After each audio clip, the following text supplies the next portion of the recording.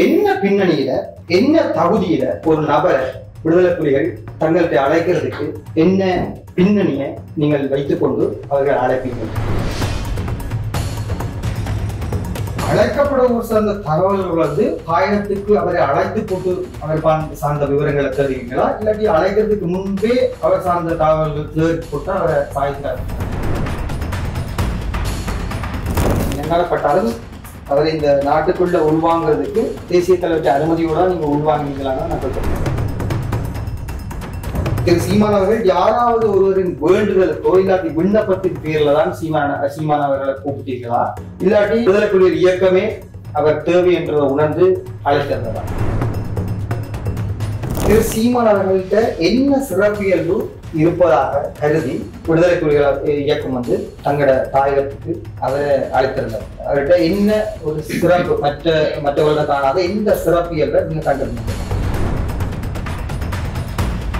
இதற்காக சீமான் விடுதலை புலிகளின் ஆயுத போராட்டத்தின் இறுதி கால பகுதியில் அழைக்கப்பட்டார். சீமான் வன்னி வரும் வரைக்கும் சீமான் என்பவரை தலைவருக்கு தெரியாது. சீமானை சீமான் விருப்பத்தின் பேரில் ஒரே ஒரு முறை தலைவர் 9 நிமிடங்கள் சந்தித்தார். சீமானை சந்தித்த போது புகைப்படம் எடுத்திருந்தாலும் அந்த படம் தற்போது வெளிவந்திருக்கும் புகைப்படம் கிடையாது. தலைவர் சீமான் சந்திப்பின் 9 நிமிட காணொளியும் தன்னிடம் இருக்கிறது.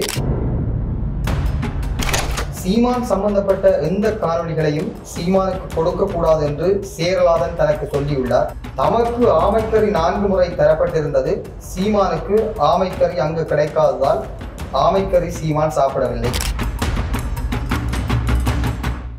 அங்கே நடந்ததுக்கான உயிருள்ள சாட்சிகளாக நாங்கள் உங்களுக்கு முன்னுக்கு இருக்கிறோம். அந்த வகையில் சீமானுடைய தாயக வரவும் அதில் சம்பந்தப்பட்ட விடயங்களையும் உங்களோட தெளிவாக பகிர்ந்திருக்கிறோம். சீமான் அவர்கள் ஒரு முதன்மையான பங்கு வகிக்கின்றார். நாங்கள் போராளிகளாக வந்து சீமான் அண்ணா அவர்கள் தேசிய தலைவர் அழைப்பின் பேரில் போர் நடந்த போது வன்னி பெருளப்புக்கு வந்து எல்லாரையும் சந்தித்ததற்கான ஆதாரங்களை நாங்கள் முன்வைத்திருக்கிறோம். எங்களுடைய தேசிய தலைவரை சந்தித்ததற்கான ஆதாரங்களை நாங்கள் முழுமையாக உங்களுக்கு தந்திருக்கிறோம். அங்கே மக்கள் தெரிய போது அதுதான் இந்த சாட்சியமாக எல்லாரும் வந்திருக்கிறோம். இதோட இனி சாட்சியங்கள் இருக்கு. சாட்சியங்கள் பெறுவார்கள். உண்மைகள் உறங்குவதில்லை. உண்மைகள் மீறிய கொண்டு எப்போ ஒரு நாள் அது வெட்டிச்சு வெள்ளிந்து பார்க்கணும்.